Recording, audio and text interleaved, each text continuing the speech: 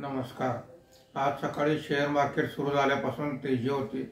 त्यानंतर दिवसभर एका ठराविक मर्यादेत कामकाज होत होतं. आज मार्केट बंद होताना सेन्सेक्स हा 91 पॉईंटने वाढून 83,697 वर बंद झालेला आहे.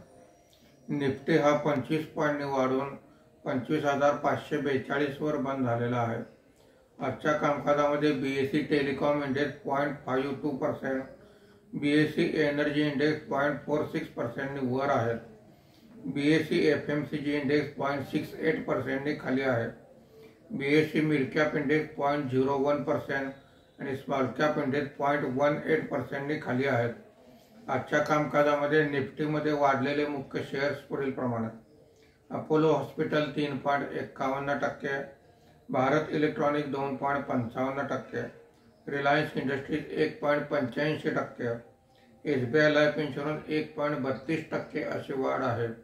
आज निफ्टीमध्ये घसरलेले मुख्य शेअर्स पुढील प्रमाणे: Nestlé 2.24%, axis bank 2.16%, Shriram finance 1.47%, eternal 1.19% असे घसरण आहे. आज मार्केट संपल्यानंतर GST कलेक्शनचे आकडे आलेले आहेत. GST कलेक्शनमध्ये इयर टू इयर 6.2% वाढ दिसत आहे.